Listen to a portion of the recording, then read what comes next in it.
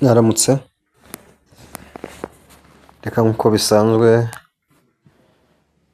dutangire umunsi wacu n'ijambo ry'Imana. Reka muri iki gitondo dusome igitabo cy'Abakolosayi. Abakolosayi igice ni icya gatatu, tuberera ku murongo wa mbere. Abakolosayi ibice ni bitatu, umurongo wa mbere biravuga ngo: nuko rero niba mwarazuranywe na Kristo, mujye mushaka ibiri hejuru aho Kristo ari, yicaye iburyo bw'Imana. Mujye muhoza umutima ku biri hejuru, atari ku biri mu isi, kuko mwapfuye kandi ubugingo bwanyu bukaba bwarahishanywe na Kristo mu Mana. Kandi ubwo Kristo ari we bugingo bwanyu, azerekanwa nawe namwe muzahera ko mwerekanwe nawe muri mu bwiza. Tugejeje ku murongo wa 4.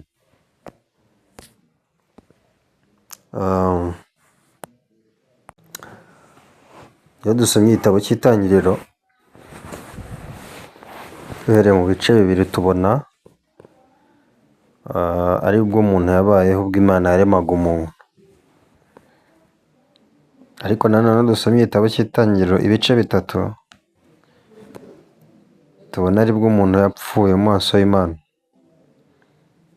Nta gihe kinini cyanyuzemo kugira ngo umuntu yaremye, Imana yari imaze kurema mu bwiza, apfe cyangwa se atera Imana umugongo. Hanyuzemo igihe gito cyane. Imana yaremye umuntu ngo basabane, bishimane, aryoherwe ibyiza byose by'Imana, byava ku Mana. Ariko kubera ko hajemo ikindi kiremwa kigatandukanya umuntu n'Imana, cyatumye umuntu atabaho ubuzima nk'ubw'Imana yari yamuteguriye. Byatumye umuntu atangira kuba ubuzima butandukanye n'ubw'Imana yifuzaga. Ubwo buzima tubwitegereje, tubona ari ubuzima bwo kwikorera. Mu gihe Imana yaremye umuntu ngo imukorere, yishimire kuba ari kumwe n'Imana, yishimire kuba ari uw'Imana. Ariko amaze gutandukana n'Imana, tubona ko aribwo umuntu yatangiye kwikorera kimwe cyose, buri kimwe cyose. Ikintu cya mbere tubona umuntu yashatse gukora ni ukugerageza kwiremera umwambaro kugira ngo aheshe ubwambure bwe, kubera ko yabonaga ikituzuye cyangwa se ikitameze neza, ni uko yambaye ubusa, nicyo kimubangamiye. Yumvaga aricyo kiri gutuma adasabana n'Imana nk'uko byari bisanzwe. Yatekereje ko ahari bwa bwambure ari kubona n'amaso ye abukingirije, ikibazo cyaba gikemutse. Ariko kandi birikomeza yerekana ko nubwo yagerageje gukingiriza ubwambure bwe, ntabwo byakunze. Kubera ko mu gice cya gatatu cy'Itangiriro tubona ko umuntu yafashe ibibabi by'imitini akabidodadoda kugira ngo arebe ko bivamo umwambaro.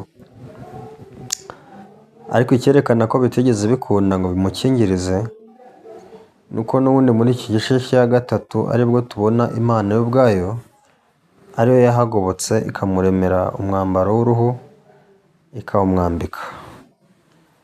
Impamvu Imana yamuremeye umwambaro w'uruhu, ni uko Imana yabonaga ko inzira zose umuntu yakoresha adashobora kwambara, ubundi azakomeza abone agire isoni z'ubwambure bwe. Ariko kuko Imana ikora ibyuzuye kandi igatanga ibyuzuye, yamukoreye umwambaro w'uruhu ndetse irawumwambika. Bivuze ngo ni umwambaro waho umuntu atari kongera guterwa n'isoni z'ubwambure bwe. Ntabwo byari ngombwa ngo akomeze yirebuzwe cyangwa se yirebe, kwa kwireba akomeze kumutera isoni. Iki cyari gikemutse. Rero bigaragare ko kuva mu ntangiriro ntabwo Imana yigeze yifuza ko umuntu yikorera, ahubwo Imana yo ubwayo yashatse gukorera umuntu uhereye kuva kera kose. Ubu ni bwo bushake bw'Imana kandi nacyo Imana yifuza. Niyo mpamvu Imana ibona abantu bahatana, bavunika, bikorera bo ubwabo ngo bakize ubugingo bwabo, bikiza bo ubwabo ngo barebe ko bahesha ubwambure bwabo, ni ukuri Imana irababara. Icyo twakwita ubwambure bw'umuntu twabyegeranya no gukiranirwa. Gukiranirwa k'umuntu birafatwa nk'ubwambure bwe.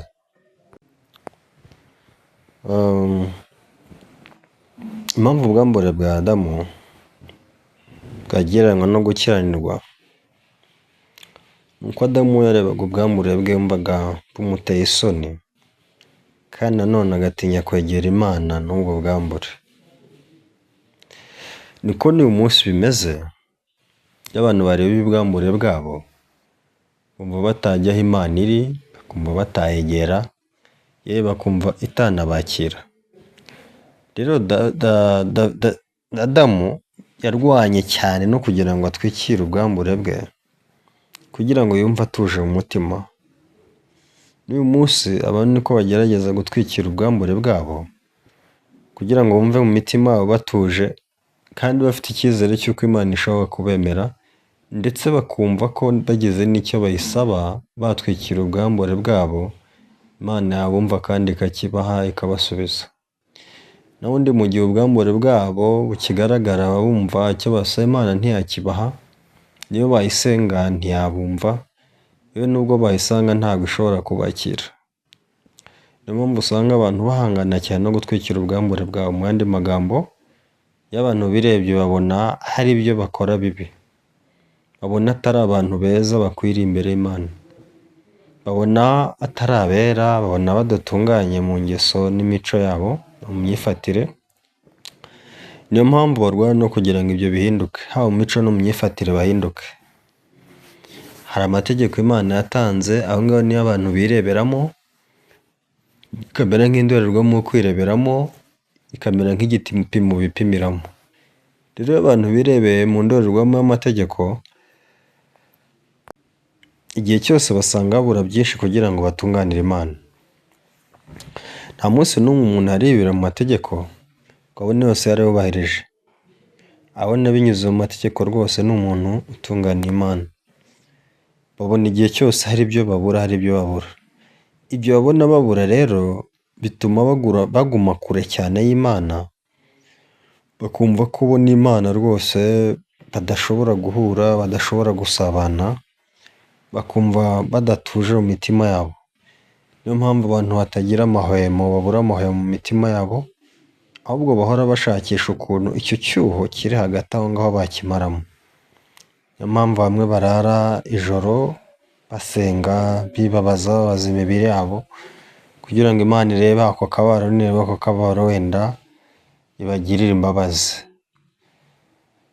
Rero ibi ngibi ntabwo umuntu ashobora kubigeraho, kuko ntibishoboka ko umuntu yatunganira Imana binyuze mu byo yakoze, binyuze mu byo yavuze, binyuze mu byo yatekereje, n'ibindi byose bigize umuntu. Ntabwo gutungana binyuze muri iyo nzira bishoboka, ntabwo byakunda. Rero mu gihe bidakunda, abantu igihe cyose bahora bumva barimo umwenda Imana, bumva rwose ntaho bahuriye n'Imana, bumva bari kure yabo. Rero kugira ngo mu by'ukuri dutunganire Imana, kugira ngo tube abantu bumva bamatanye nayo, kugira ngo twumve ko turi abantu babayeho tudafitanye ikibazo n'Imana, ntabwo ari twe twabigiramo uruhare. Kuba twakemura icyo kintu ntabwo ari twe twabikora. Kuba twaziba icyo cyuho cyaje hagati y'umuntu n'Imana rwose nta ruhare umuntu yabigiramo. Ntabwo abantu bakwiriye kwibaza impamvu igihe cyose babikoze byanga. Ntabwo ari igitangaza kuba byakwanga, kuko na Adamu nayo byaranze. Kandi mubona ko Adamu bimaze kwanga, Imana yaramwegereye imuremera umwambaro w'uruhu uhangije bumwambika. Kuva uwo munsi nibwo Adamu yatuje kandi yumva ko ubwambure bwe bwatwikiriwe, yumva ko nta kibazo agifitanye n'Imana. N'uyu munsi rero kugira ngo abantu bagire amahoro n'Imana, kugira ngo bumve batuje, kugira ngo babeho ubuzima bunezerewe bw'ibyishimo, ni uko bagomba kureka Imana yo ubwayo igatwikira bwa bwambure bwabo. Imana yamara gutwikira kwa gukiranirwa kwabo, bakumva ko noneho batunganiye Imana, nta kibazo bafitanye n'Imana habe na gatoya. Ushobora kwibaza ngo ese none Imana ni gute yatwikira gukiranirwa k'umuntu? Ni gute Imana yatwikira bwa bwambure bw'umuntu ku buryo umuntu niyongera kwireba atari bugire isoni, ku buryo umuntu niyireba atarongera guhunga Imana, ku buryo umuntu atarongera kwishinja ibibi cyangwa se atarongera kwishyiraho urubanza. Kimwe abantu bagomba kumenya kandi bakiga neza ni uko uwo murimo atari uwabo. Uwo murimo si uw'umuntu. Wa muntu unyumva kuba watungana, kuba wakiranukira Imana, ntabwo ari inshingano zawe. N'Imana irabizi ko utabishobora. N'Imana irabisobanukiwe neza ko ugerageje kuyikiranukira rwose utabigeraho, ntiwabikora, ntiwabishobora. Kuko uri umuntu utakiranukira Imana uko wabigenza kose. Imana irabizi ko izo ari inshingano zayo igomba gukora 100%. Nk'uko umubyeyi azi ko afite inshingano ku bana be, arabizi ko abana badashobora kwihahira, arabizi ko abana badashobora kwikorera, arabizi ko abana badashobora kwishakira buri kimwe cyose. Umubyeyi aba azi ko ibyo umwana yagakoze ari we ubifite mu nshingano, niwe ugomba kubikora kuko umwana ni mutoya, ntabyo yashobora. Natwe Imana irabizi rero ko kuba twakiranuka tugatunganira Imana ntabyo twashobora pe. Ntabyo twashobora, ibyo ngibyo Imana irabizi cyane kurusha undi muntu uwo ari we wese. Niyo mpamvu Imana mu mutima wayo irabizi ko ni ibyayo, ni umurimo wayo. Ni umurimo wayo. Mu gihe rero abantu babaho ubuzima bwabo bagerageza gukora umurimo w'Imana cyangwa se gukora mu cyimbo cy'Imana, ntabwo ibyo bakora byatungana pe. Kuko ni umurimo wagakozwe n'Imana. Umurimo wagakozwe n'Imana rero ugiye gukorwa n'umuntu ntabwo watungana.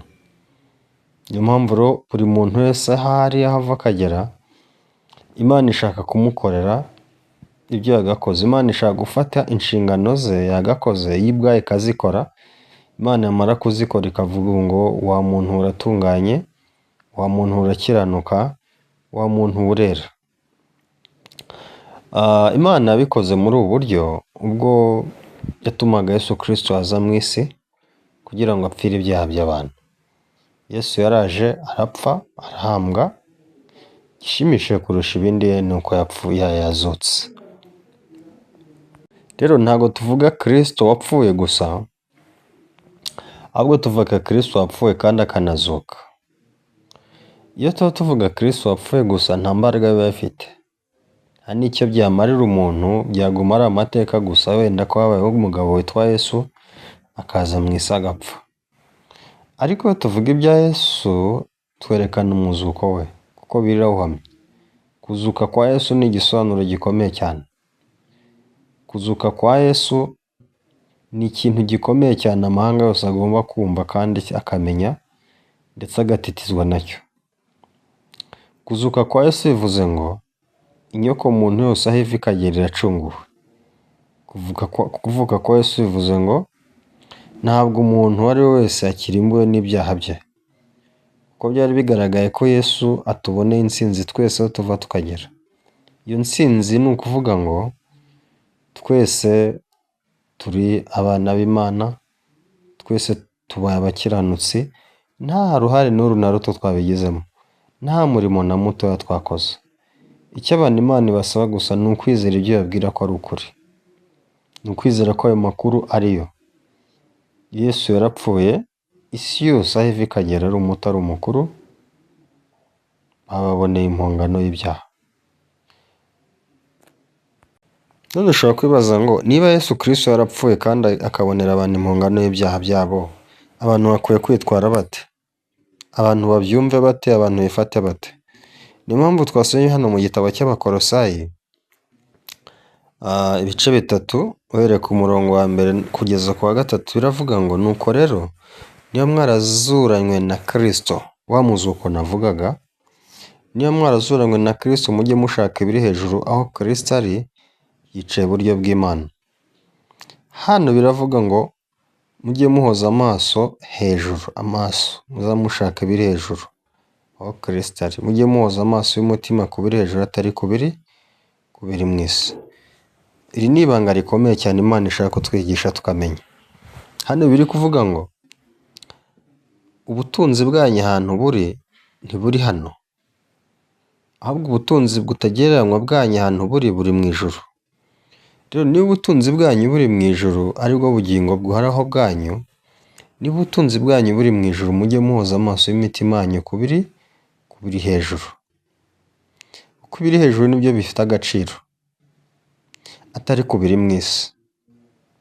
Uko mwapfuye ngo kandi ubugingo bwanyu bukaba bwaraheshanywe na Kristo mu Mana. Haleluya. Ni ikintu gikomeye cyane. Kuko mwapfuye kandi ubugingo bwanyu bukaba bwaraheshanywe na Kristo mu Mana. Yesu amaze gupfa akazuka, ubugingo bwacu buri muri Kristo, buri muri we, kandi nawe ari mu Mana. Ibi bivuze ngo tugomba kugira icyizere cy'uko ubugingo bwacu ntaho bushobora kujya uko byagenda kose. Kuko ubu bugingo ntaho uzagenda ngo buvunure muri Kristo, Kristo uri mu Mana, hanyuma ubwo bugingo birangire tubuhombye. Ntabwo byakunda. Ibi ntibyakunda kuko ubugingo bwacu aribwo butunzi butagereranywa ahantu buri ahantu n'ingese cyangwa se ibyonnyi bidashobora kugera muri Kristo ndetse mu Mana. Tugize ibyo byiringiro, tugize icyo cyizere, nta muntu mu isi wabaho afite ikibazo cyo kumva ko afitanye ikibazo n'Imana. Nta muntu wabaho mu isi afite ubwoba. Hano rero biragaragaza ko tudakwiriye guhora twirebaho, ahubwo dukwiye kugira aho tureba. Aho tureba nta handi ni hejuru, ni aho Kristo ari. Abisirayeli ubwo bari mu butayu bakarumwa n'inzoka z'ubumara butwika, Mose yatakiye Imana nk'uko abantu baba bari kuganya kugira ngo Imana ibakuremo izo nzoka. Ariko igisubizo Imana yahaye Mose ni uko yamutegetse kubaza inzoka imeze nk'izo ngizo mu muringa, yarangiza akawumanika ku giti cy'ibendera. Hanyuma abariwe n'iyo nzoka bareba ko iyo ngiyo Mose yacuze iri hejuru ku giti, bagakizwa n'ibyo gusa. Mu by'ukuri nta cyari kiri mu muringa gishobora gukiza abantu, ariko kubera ko ari cyo kintu Imana yari yavuze kandi ijambo ry'Imana rikaba rigomba gusohora nk'uko yarivuze, byatumaga abantu bakira kubera ko bizeye ijambo ry'Imana. Abantu bakizwaga nuko bizeye ijambo ry'Imana, bamara kuryizera bakareba kuri cya giti cy'umuringa, kuri cya giti kimanitseho inzoka y'umuringa. Abarebyeho rero bose barakize. Aba ngaba bari bafite ahandi hantu bashoboraga kureba, nta handi ni hasi, ni za nzoka ziri kubarya. Ariko ntabwo batumbiriye za nzoka zari hasi ziri kubarya, ahubwo batumbiriye inzoka yari imanitse ku giti cy'ibendera. Kubwo kureba kuri ya nzoka imanitse ku giti cy'ibendera barakira kandi bamera neza.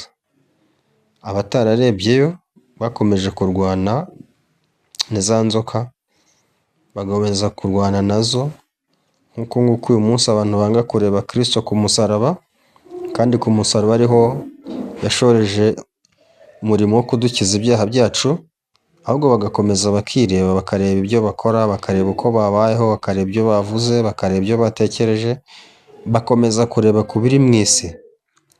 Kandi ibiri mu isi ntibishobora gutuma bagira amahoro, ibiri mu isi ntibishobora gutuma bagira gutuza. Igihe cyose uhora bibona nk'abantu badashyitse cyangwa se badatunganye. Ibi rero nibyo bibabuza amahoro. Ariko mu by'ukuri nubwo bibabuza amahoro, si uko amahoro Imana itatanze. Imana yaratanze ndetse kera. Kuba Imana yatanze Yesu Kristo mu myaka irenga 2000 ishize, uwo Yesu Kristo akaba yaraje kuba impongano y'ibyaha byacu, uwo Yesu Kristo akaba yaraje mu mwanya wacu kugira ngo tutazarimbuka, uwo Yesu Kristo akaba yaraducunguwe by'iteka ryose, ayo ni amahoro asendera atemba nk'uruzi Imana yaduhaye. Ariko iyo abantu bakomeje kwirebaho ntibarebe ku biri hejuru ahubwo bakareba ku biri mu isi, mu yandi magambo bakomeza kureba ibyo bakoze, ibyo bavuze, ibyo batekereje, bakomeza kureba imico n'imyifatire yabo uko bihagaze, ntabwo abantu bashobora gutuza, ntibashobora kugira amahoro habe n'umunsi n'umwe. Ntabwo bishoboka. Intsinzi gusa ni ukumenya ngo burya Imana yamaze kuduha Yesu Kristo. Mutuze, mwishime, munezerwe kandi mube amahoro kuko n'ubundi muraba amahoro. Nk'uko Adamu Imana imaze kumuremera umwenda w'uruhu, Adamu yaratuje amera neza ntiyongera guhangayika, kuko Imana yari ifashe inshingano zayo ikemura ikibazo Adamu atashoboraga gukemura. Nk'uko nguko rero niko natwe Imana yafashe inshingano zayo ikemura ikibazo cy'ibyaha byacu, kuko yari izi ko tutabasha kubikemura ku bwacu, nta bushobozi twaba tubifitiye.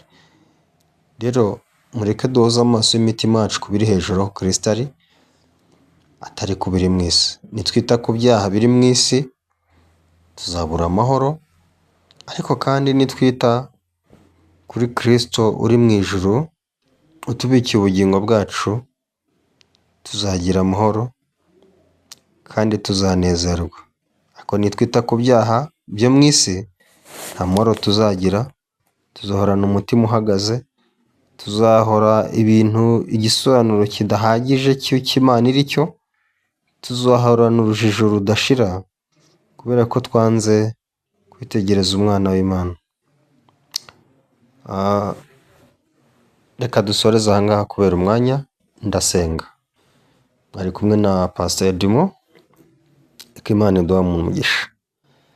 Reka dusenge. Imana, turagushimye kubw'igitambo kimwe cya Yesu Kristo waduhaye, ukakiduha nk'impano y'ubuntu. Turagushimiye ko wabonye ko tudashobora kwikiza ibyaha, wowe ubwawe ukabidukiza. Wakoze inshingano zawe nk'Imana, reka Mwana natwe tukwizere kandi twijejwe n'ijambo ryawe. Reka abantu bo gukomeza guhanga amaso ku biri mu isi ari byo byaha byabo, ibyo bakoze, ibyo batekereje, ahubwo reka bahanga amaso kuri Yesu Kristo aho ari ku musaraba, kandi bareba ku musaraba barasanga nta cyaha cyabo Yesu Kristo atapfiriye. Urakoze rero kubw'ubuntu n'urukundo dukunda, mu izina rya Yesu Kristo senze twizeye, amen.